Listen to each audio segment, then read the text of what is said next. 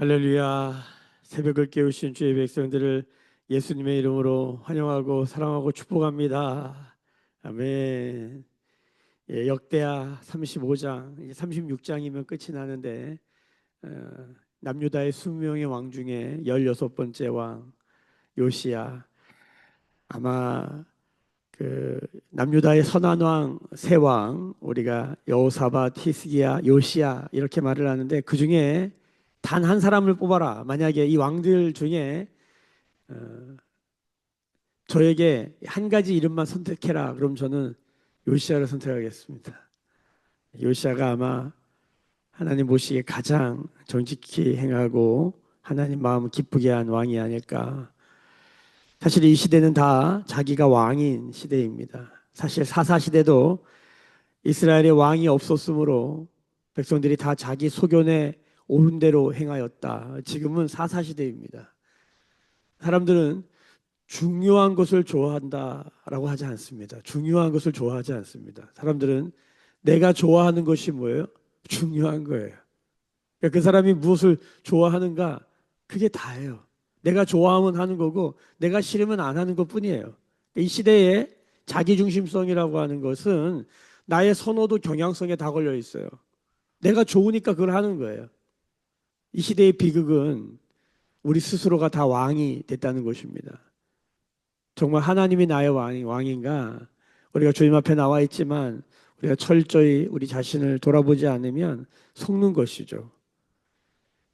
하나님을 믿지만 하나님이 중심이 되지 않은 신앙이 너무 많다는 것이죠. 여기 있는 저도 예외는 아닌 것입니다.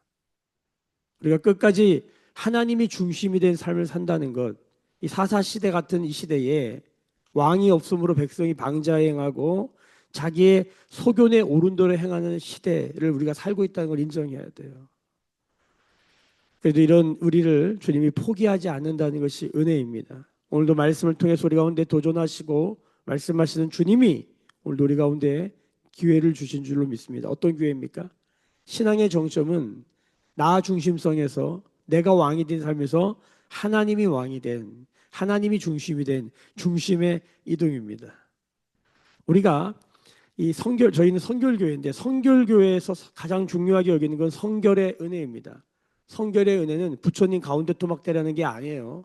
성결의 은혜 핵심, 성결의 은혜라는 것의 핵심은 내적 동기가 바뀌는 것입니다. 다른 말로 내적 동기의 순수성이라고 그래요. 한번 따라해 볼까요? 내적 동기의 순수성. 이게 좀 어려운 말이지만 우리의 동기가 순수해질 수 있을까요? 우리가 이걸 인정해야 순수해질 수 있어요. 뭐냐면 우리는 절대로 스스로 순수해질 수 없다는 거예요. 우리는 스스로 정결 거룩할 수 없다는 거예요. 우리는 하나님의 도움, 하나님의 역사, 하나님의 손으로만 정결하고 거룩해 되어지며 우리는 순수해질 수 있다는 거예요. 하나님 우리를 순수하게 하는 방법이 성경에 보면 말씀과 기도로 거룩하여지니라. 그렇죠? 또 하나님은 은혜와 함께 고난을 통해서 불세례를 통해서 우리를 단련하셔서 우리를 정금과 같이 순도 99.9%에서 온전한 금 같은 삶을 살게 하시는 것이죠.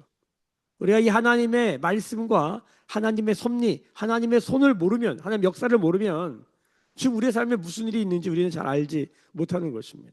우리가 말씀을 볼 때마다 그 보이지 않는 하나님의 손이 지금 오늘 우리 가운데도 역사하시고 계심을 믿는 은혜가 있기를 예수님의 이름으로 축복합니다. 중요한 것은 주님이 우리를 포기하지 않고 사사시대뿐만 아니라 이 역대하의 남유다의 20명의 왕들 삶이 이 모양 저 모양이고 참 하나같이 참 안타까운 면이 많아요. 자, 그런데 오늘 요시아의 마지막 죽음, 이 죽음을 보면서 많은 분들이 아유 요시아가 마지막이 안 좋네 이렇게 평가합니다. 정말 지금까지 제가 들었던 모든 이 요시아에 관한 이야기, 요시아 왕에 대한 이야기, 수많은 목사님의 설교, 학자들의 설명, 이 모든 설명의 핵심은 뭐냐면 요시아의 끝이 안 좋다는 거예요. 오늘 말씀도 읽어보시면 요시아의 끝이 뭡니까?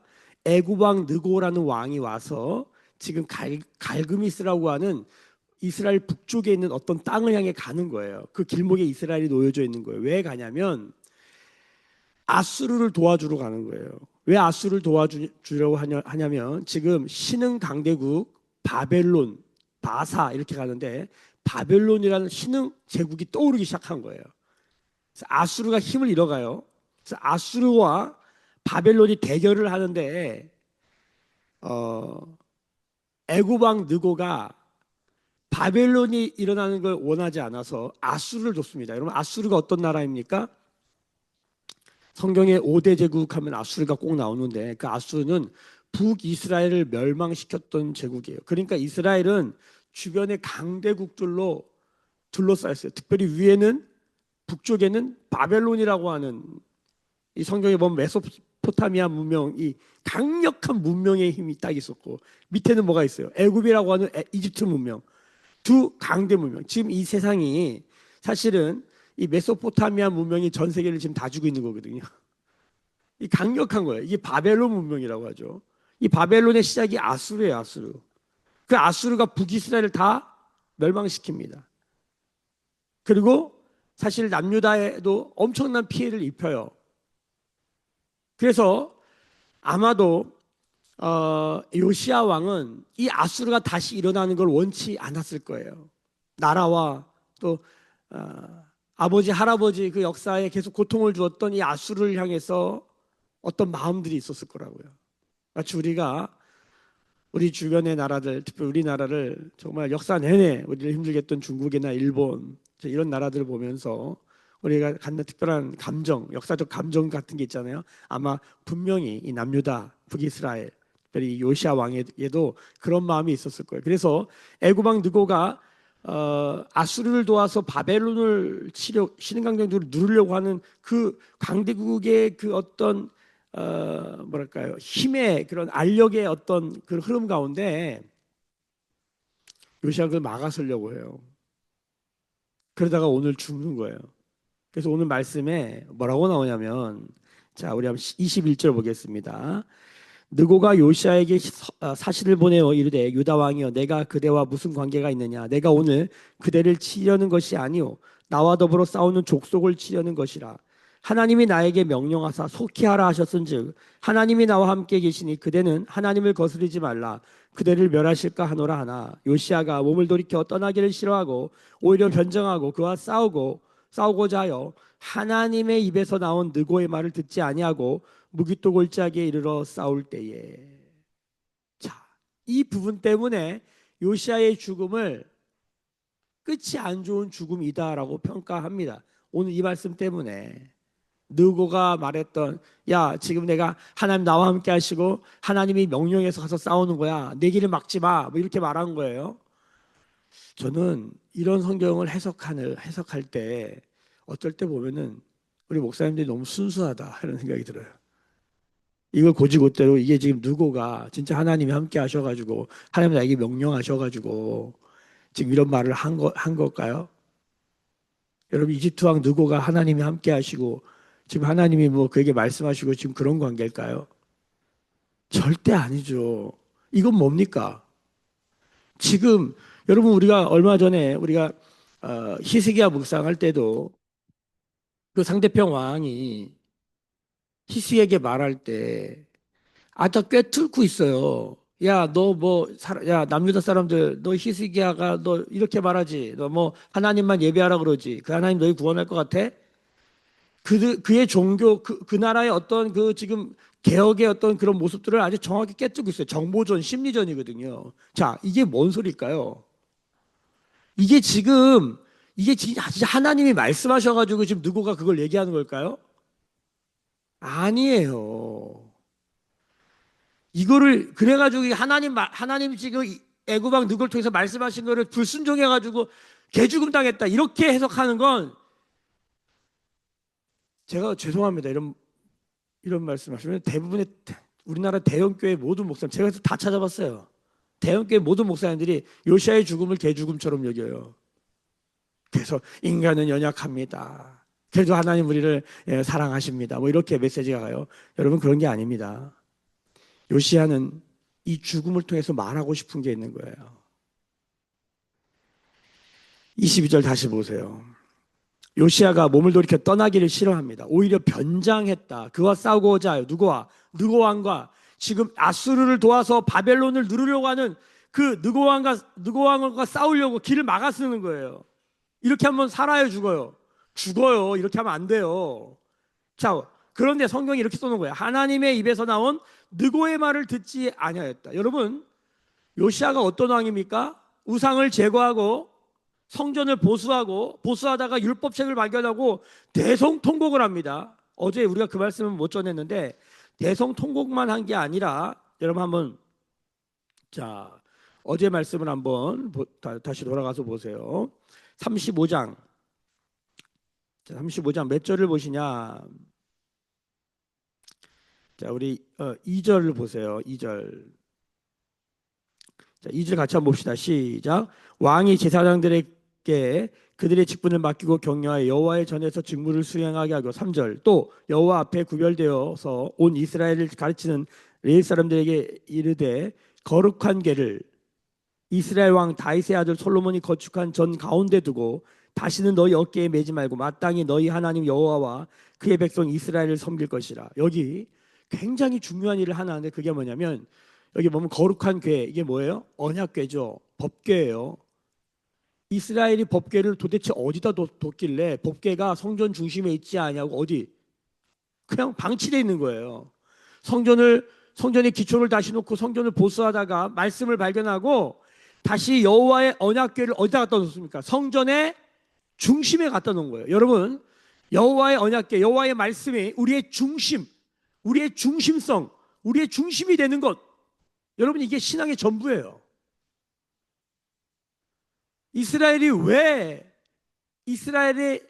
그 역사가 왜 이렇게 저주스럽고 고통스럽고 하나님이 은혜와 선물로 주신 것인데 왜 이렇게 은혜와 선물로 다가오는 게 아니라 왜 태어났는지 모르고 왜 이 모양 이 꼬라질까?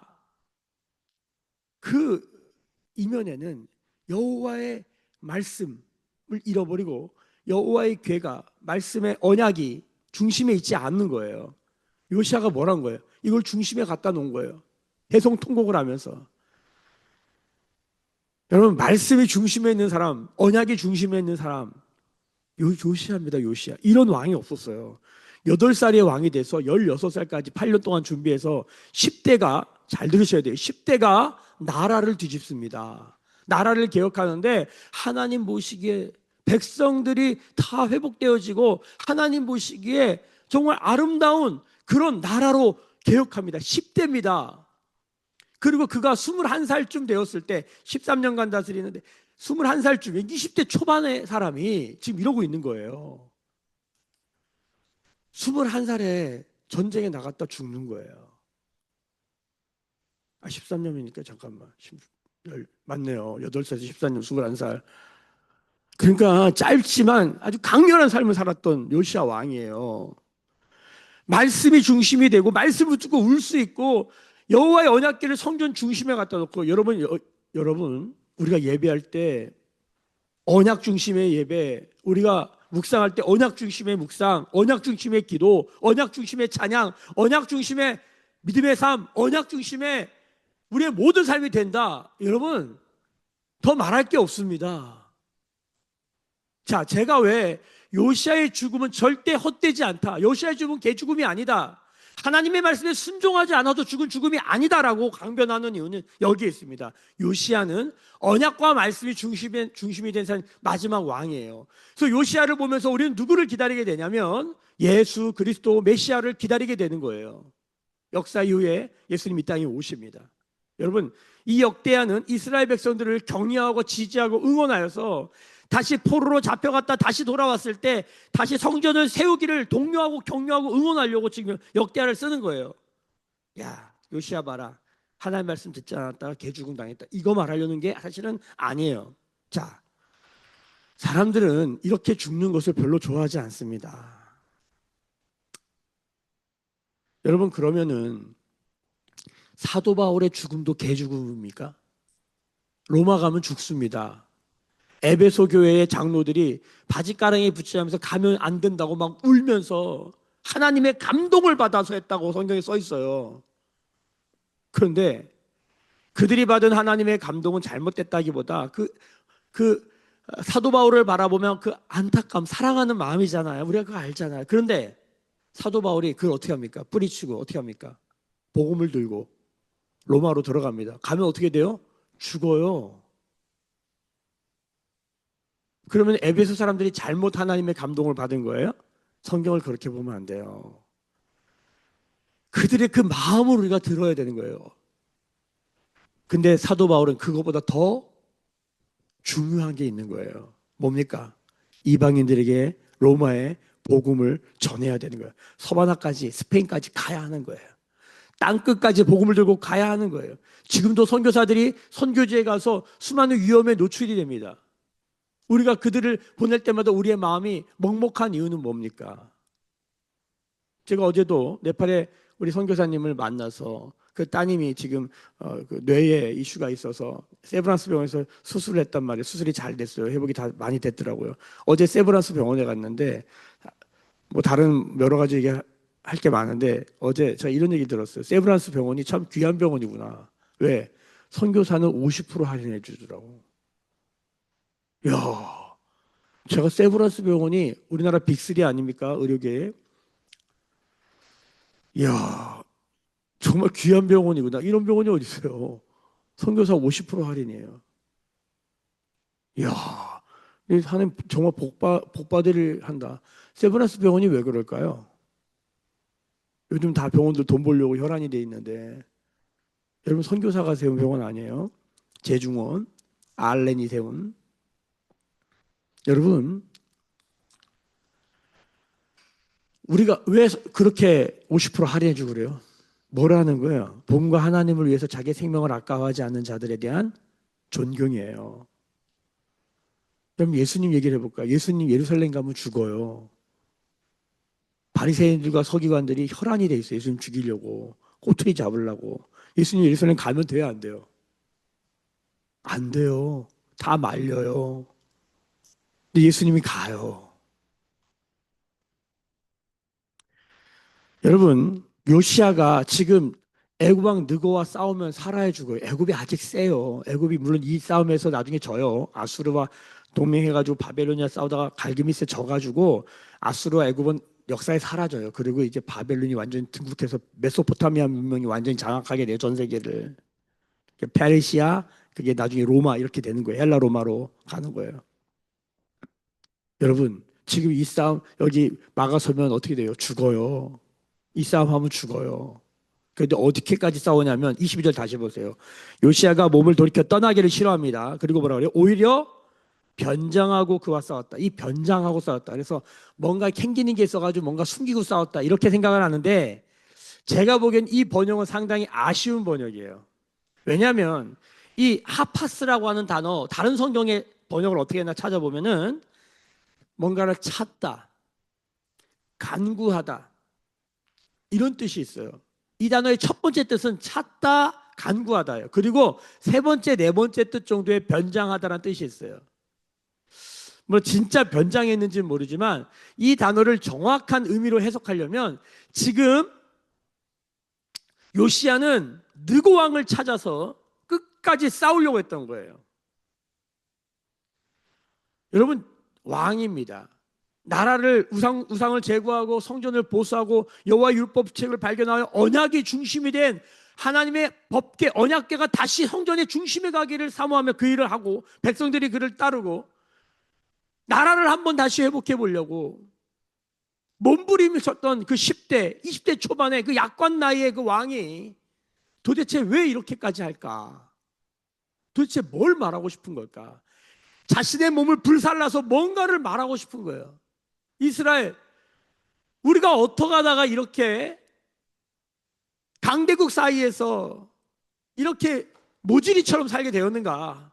말씀을 다시 읽어보니 신명기를 읽어보니 하나님이 원래 우리는 약했던 민족이고 모든 민족 중에 가장 약했던 민족이고 하나님 우리를 택하셔서 메소포타미아 문명도 아니다.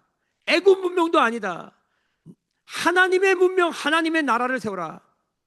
모세의 글에 창세기부터 얘기하고 있는 이 제사장 나라, 하나님 나라를 우리 가운데 선물로 주셨다. 우리가 애굽 문명 두려워하고 지금 저 아수르, 바벨론 그거 중요한 거 아니다. 마지막까지 자신의 삶을 산화하여서 말하고 싶었던 건 뭘까? 이스라엘 백성이여 나를 따르라예요. 우리가 무엇을 위해 살고 무엇을 위해 죽어야 하는가? 여러분, 안중근 의사의 죽음이 전 세계 모든 나라 사람들에게 뭡니까? 개죽음입니다. 일본 사람들에겐 테러리스트, 나쁜 놈이에요. 나쁜 놈. 근데 우리 민족에게는 안중근 의사는 뭡니까? 독립투사요. 나라를 구한 인물입니다. 여러분, 하나님 나라의 요시야 단 한 가지의 소망을 가지고 그 언약궤가 중심에 있게 하고 여호와의 말씀을 찾아 대성통곡한 요시야 왕은 여러분 끝까지 싸워야 한다고 말하는 거예요. 뭐와? 세상 나라와. 그게 애굽의 느고 왕이다, 그것이 아수르다, 그것이 어떤 나라의 왕이다 할지라도 이스라엘을 회복하려면 말씀 붙들고 살아야 된다는 거예요. 그를 마지막까지 보여주는 거예요. 여러분, 어차피 우리 모두는 한 번 태어나면 한 번 죽습니다. 누구나 죽습니다. 어떻게 죽을 것인가? 사실 우리가 선택할 수 있는 게 아니에요. 그러나 여러분, 우리가 하나님의 뜻과 나라, 복음을 위해 살다가 죽기를 소망합니다. 우린 연약해요. 우린 부족해요. 근데 우리가 복음 전하다가 죽기를 원합니다. 아멘. 여러분, 요시야 왕의 죽음은 절대 헛된 죽음이 아닙니다. 저는 오늘 요시야 왕이 마치 에스더가 죽으면 죽으리라 그 마음으로 이 싸움에 참여하고 있다고 보는 거예요. 다시 아수르가 일어나면 안 되는 거예요. 여러분, 하나님의 역사는 바벨론이 일어나서 이 모든 걸 정리해버리는 거거든요. 그 안에 남유다도 멸망을 해요.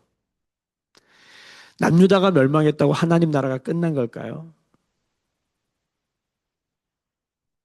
요시야가 죽는다고 하나님 나라가 끝난 걸까요? 여러분, 이스라엘에서 남유다는 결국 지워집니다. 그리고 유대교만 남아요. 유대교가 온전히 하나님 뜻을 행하지 않아서 잘 들으셔야 돼요. 여러분, 유대교도 하나님이 버립니다. 여러분, 죄송해요. 카톨릭도 하나님이 버립니다. 왜? 언약이 중심이 되지 않고 여호와의 말씀에 그 어떠함을 잃어버리는 거예요. 말씀 전쟁이에요. 언약 전쟁이에요. 여러분, 죄송해요. 기독교도 이렇게 가면 어떻게 될까요? 유대교가 날아갔다니까요. 가톨릭이 날아갔다니까요. 정신 똑바로 차려야 돼요. 요시아가 뭘 말하려고 하는 걸까요? 우리는 어떤 나라를 세워야 하는 것인가? 애굽 왕 누구 와서 야, 하나님 말씀하시는데 너 나한테 붙어. 내가 나아가는데 길을 열어. 여러분, 그 말을 들어야 될까요? 여러분, 어차피 애굽 왕이 아수르 도와주러 갔다가 망해요. 그 어떤 면에서는 요시아가 막아준 게 애굽 왕의 은혜예요. 왜? 물론 그거 뚫고 가가지고 죽어요, 결국. 요시아의 죽음이 개 죽음일까요? 절대 아닙니다. 자, 보십시다. 결국 이제 활에 맞아 죽는데 마지막에 자, 우리 24절 한번 읽어볼까요? 시작. 그 부하들이 그를 병거에서 내리게 하고 그의 버금번개에 태워 예루살렘에 이른 후에 그가 죽으니 그의 조상들의 묘실에 장사되니라.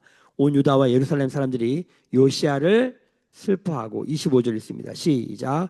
예레미야는 그를 위하여 애가를 지었으며 모든 노래하는 남자들과 여자들은 요시야를 슬피 노래하니 이스라엘의 규례가 되어 오늘까지 이르렀으며 그 가사는 애가 중에 기록되었더라. 여기 그 유명한 예레미야 애가가 나옵니다. 예레미야 애가 1장부터 5장까지를 다 읽어보면 요시야의 죽음을 암시할 만한 글이 안 보여요. 이게 문제인 거예요. 그래서 많은 학자들이 예레미야 애가가 우리가 보고 있는 예레미야 애가 말고도 더 있었을 것이다 라고 봐요.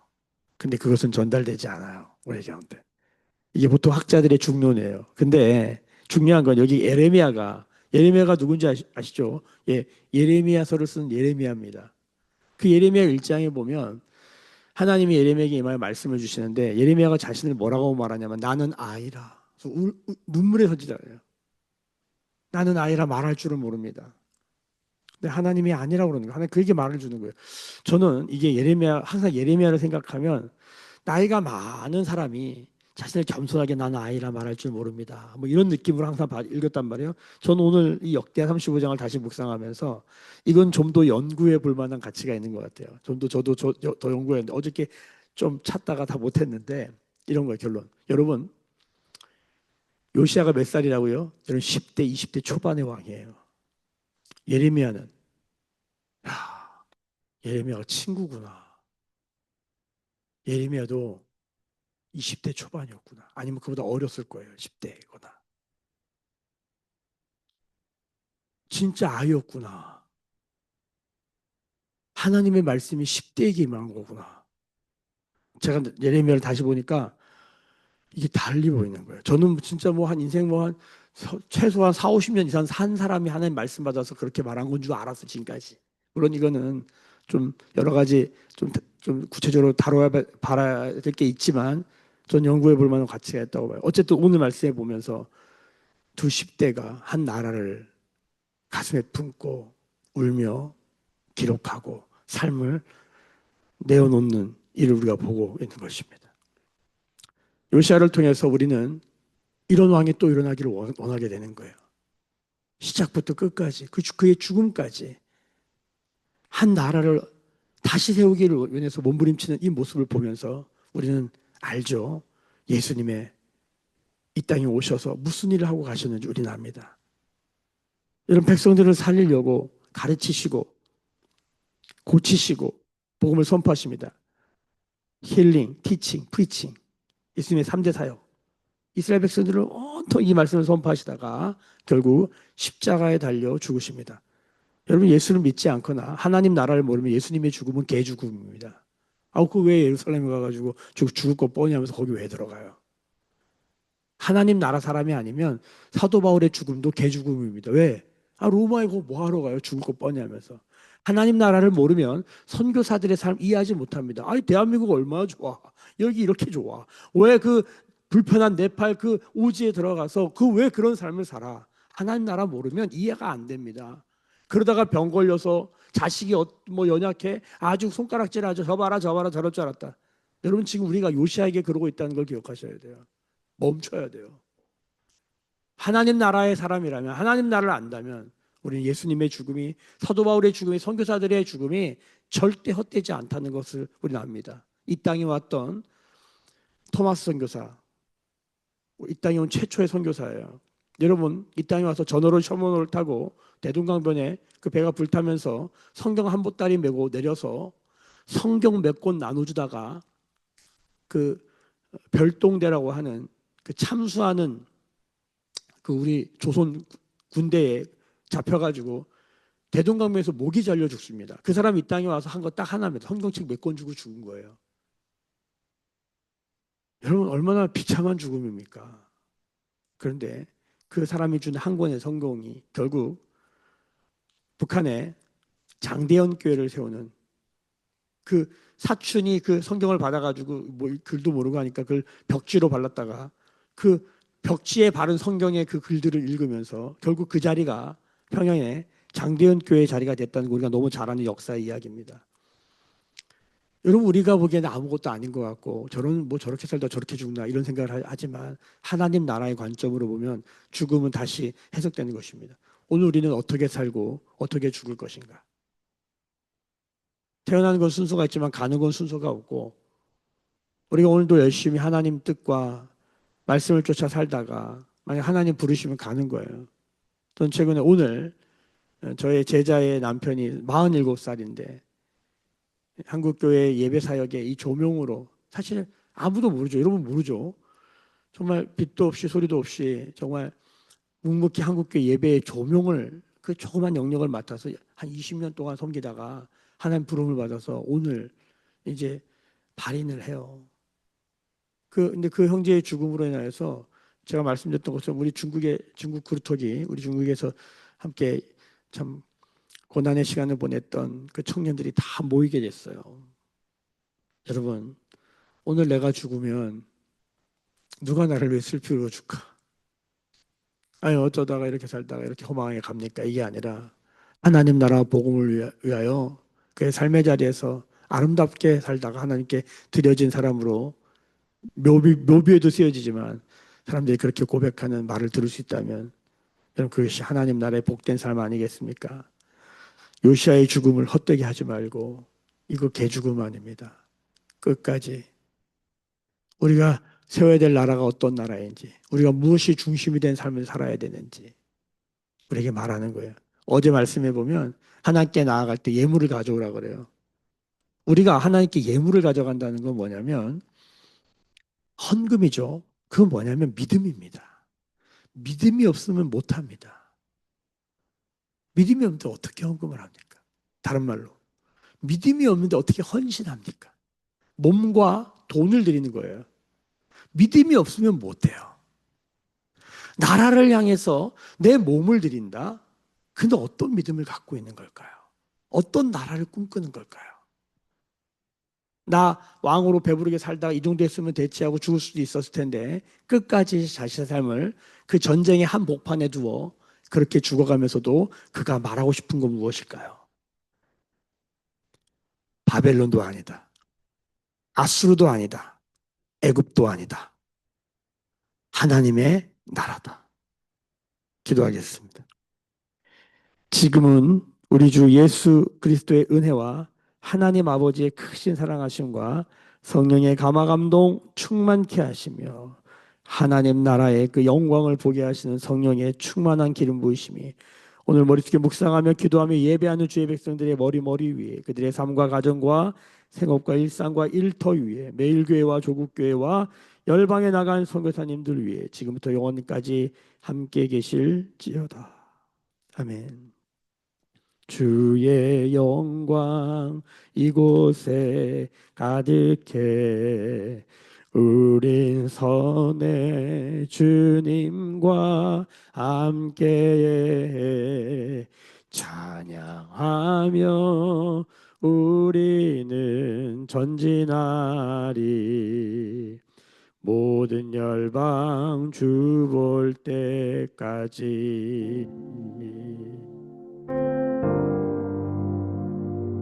주신 말씀 붙들고 하나님 오늘도 주님 안에서 살고 죽게 하여 주옵소서. 오늘 그리스도의 몸된 교회를 위해 기도합니다. 우리 다음 세대들을 위해 기도합니다.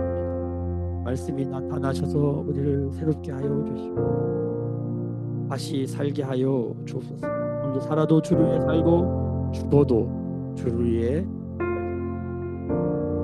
하나님 나라 꿈꾸며 소망하며 선포하며 인생도 기도하고 자유롭게